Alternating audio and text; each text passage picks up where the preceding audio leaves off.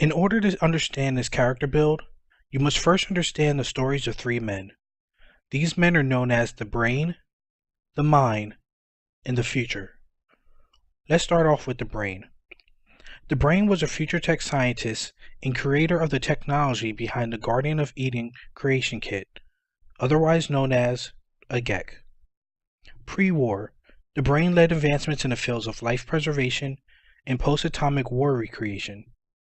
When the bombs fell in 2077, Dr. Braun fled to Vault 112, and he remains there until this day. Fully integrated into the Vault's computing system, Dr. Braun controls an entrancing dream simulator. The Mind. The Mind was a wasteland doctor turned Vault dweller, turned Project Purity martyr. In the year 2277, the Mind disrupted a malfunctioning purifier. This caused a massive radiation leak, killing all those in the activation chamber of the Jefferson Memorial. This was done in order to save his son and prevent the purifier from ending up in Enclave hands. Hours later, James awoke to find that not only was he alive, but the body of Colonel Alden was gone. Coughing up blood and unaware of his son's fate, James rushed back to Vault 112, seeking diagnosis and a life-preserving cure. Upon entering the familiar Tranquility Lane, the Mind immediately sought out the brain. "I was just starting to get bored. Oh, we're going to have so much fun," Braun said with a whimsical smirk on his face. After all, he was taking on the form of a 9-year-old girl named Betty. James, apparently learning nothing from his recent visit to Tranquility Lane, tried to reason with Braun. "I'm dying," he said. "I haven't time for your games, Braun." "I need the location," Braun interrupted. "You don't get to say no. Either play my games, or I leave you to your fate." After denying Braun his fun, every attempt to converse with Betty was met with a loop. "You don't want to play my games, so I don't want to talk to you." You don't want to play my game, so I don't want to talk to you.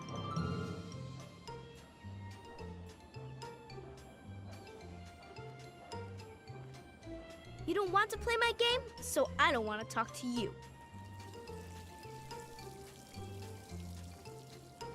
You don't want to play my game, so I don't want to talk to you. Fearing he was running out of time, James raced to the failsafe. Unsure of his fate, he left Vault 112 and Tranquility Lane behind, and he headed to the Commonwealth in search of Dr. Zimmer. Eventually reaching the ruins of the Commonwealth Institute of Technology, James nearly collapsed. Feeling his body degenerating from within, he began to record one final message for his son. Laid out against a broken slab of concrete, he started, "My dear boy, you are..." Just then, several Gen 2 synths appeared. Unaware what was about to happen, James drew his 10mm pistol to his side. Unfortunately, now the synths assessed him as a threat, and they opened fire on James. The Future. The Future grew up as a military brat. Moving state to state and never building any true friendships, he lost himself in his studies. At the age of 25, the Future graduated with a degree in both physics and robotics from the Commonwealth Institute of Technology. Soon after, he landed a military contract with ArcJet Systems and maintained a lucrative career until retiring in 2077. The war at this time was unsettling, but it was with great honor that he was to give a speech in honor of his grandfather, a war veteran of great accomplishments. Unfortunately, the morning of the ceremony, the Boston sky lit up with atomic glow as the nuclear bombs of the Great War fell. Rushing to Vault 111, the Future and his family, a wife and son, feared the end was near. Inside the vault, Vault-Tec staff directed them to decontamination chambers. But what was this cold rush? Time seemed to stand still. That is until an unknown time later, when the Future came to. An unshaven man with a scar and a hazmat-suited female opened his wife's pod. Unable to reach his family, he looked on as the man shot his wife and stole his son. A grin swept across the man's face as he muttered the words, "Back up." And the cold rushed over the Future again. Unaware of the time that passed, the Future awoke to a dead wife in an empty vault. After his escape, Caden Belmore met a detective in Diamond City who gave him leads on a man named Kellogg. After a ruthless shootout at Fort Hagen, Kellogg lay at the feet of vengeance, and Caden was one step closer to finding his son, Sean. A visit to the memory den in the glowing sea delivered answers in abundance. All that was left was to contact the Brotherhood of Steel and use their technology to build a signal interceptor. Entering the Institute was a surreal experience, as a voice spoke out to Caden. Many different departments, people, and synths could be seen from the elevator that descended down into a private room. Leaving the elevator, Caden was elated to see his son, Sean, alive and well. Suddenly, a man entered the room, displaying the boy to be a synth. He's a prototype, you understand. We're only just now beginning to explore the effects of extreme emotional stimuli. Please try and keep an open mind.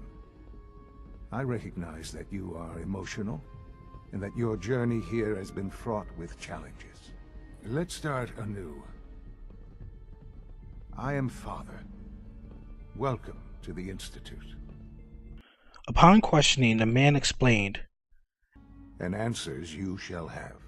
But I need you to realize that this situation is far more complicated than you could have imagined. You have traveled very far, and suffered a great deal to find your son. Well, your tenacity and dedication have been rewarded. It's good to finally meet you, after all this time. It's me. I am Sean. Caden lashed out in disgust. "This is bullshit," he said. "There's no way you're Sean." Father, as he introduced himself, began to elaborate. "I am known here in the Institute as Father, but my designation is Sean.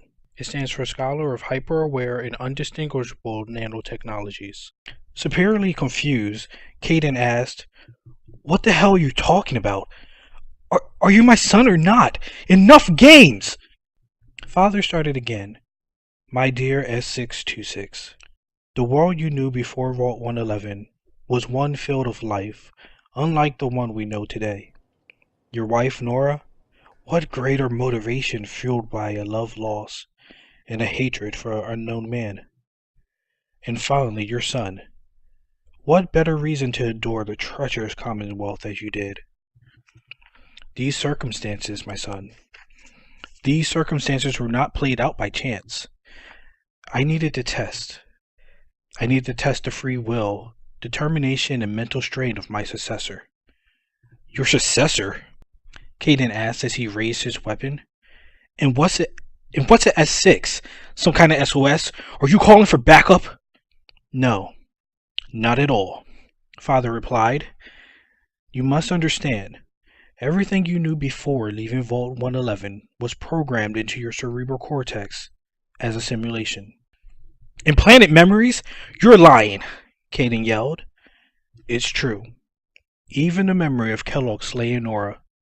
He was just a problem that needed to be solved. S626, you were brought into being with one purpose in mind." Caden looked on in shock as Father said, "To lead the Institute in my stead." The words Father spoke sent a cloud of confusion over S626. He listened on as Father told him of all the Institute had set out to accomplish. Finally accepting he was indeed a synth, Caden agreed to give the Institute a fair chance, and headed to Libertaria on a synth retention mission. After the Battle of Bunker Hill, many Railroad and Brotherhood members lay slaughtered. A courser, S688, notified Caden that Father sent word to meet him at the ruins of CIT. "You know, in all my years, I've never set foot outside the Institute. Not since they brought me here." Caden remained silent as Father continued. "At one point in my life, the hope of changing this wasteland you see before you drove me with great motivation. But now I see. The Commonwealth is dead. The only future lies with the Institute." "And what of the world above the surface? There are some good people here," Caden asked carefully. "See for yourself," Father stated in reply.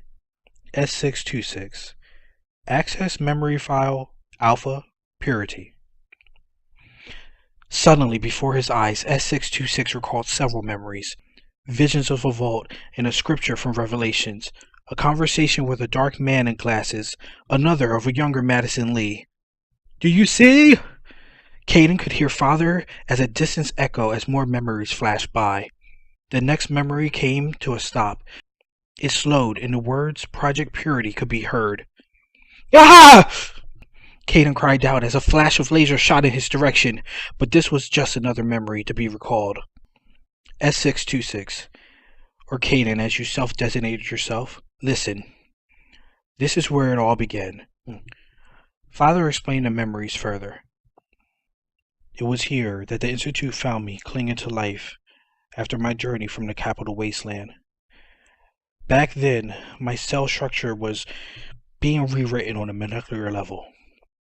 I thought I was dying. It was right over there that several Generation 2 synths opened fire upon me. That fateful day, as I pleaded my case, someone on the other end of the synth surveillance system took mercy on me. But my way was paid in spades when they found... Father paused for a moment. Then he explained that while the degeneration was slowly killing him with the after effects of cancer, it also allowed the Institute scientists to extract a strangely purified DNA sample. This in turn led to the completion of what are now known as Generation 3 synths. Since then, the Institute has been my home. I know what it's like to lose a son.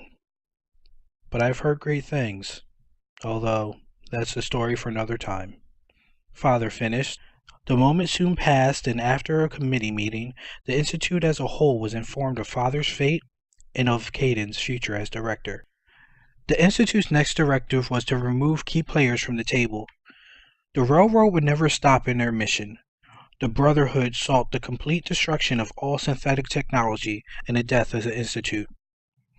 This will all come to a head at the Mass Fusion Building. Both the Brotherhood of Steel and the Institute scoured the location for a beryllium agitator. Caden and X688 systematically slaughtered all opposition. After retrieving the agitator, X688 was sent back to the Institute. Caden, now on the roof of the Mass Fusion Building, began to think back over his time in the Commonwealth.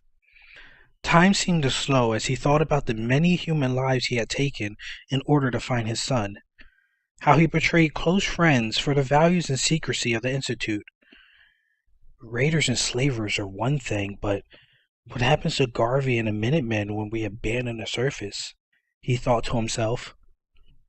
Dozens, if not hundreds of lives were claimed by the will of S626 alone. But we all know that war never changes, and Caden began to leave the Mass Fusion Building. Suddenly, a swift but noticeable malfunction stuttered across Caden's heads-up display. He reached for his Pip-Boy in order to signal a transport to the Institute. But just then, he heard a familiar laugh. What the hell's wrong with this thing? He reluctantly directed his question to his Pip-Boy. A whimsical giggle echoed. Caden looked around as it seemed his Pip-Boy was cut off from all communication with the Institute. Who's there? I told you. You don't get to say no, a playful voice stated. Wait, what? Caden, now hyper-aware but startled, he said, It can't be. Oh, but it is. Told you you're playing my game. Oh, the mayhem you left in your wake, James. But I'm not... What? Braun? Caden quickly realized the ruse as the image of the world began to fade. You were never in control, the young voice echoed as the darkness fell over Caden's eyes. You see, everything you've come to know about the future was all fabricated by the mind. Unfortunately, the mind will always be controlled by the brain.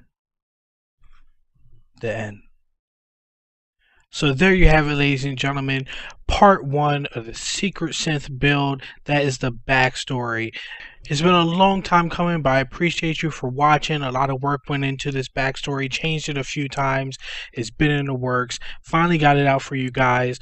But look, please, please, Please, please, please comment below.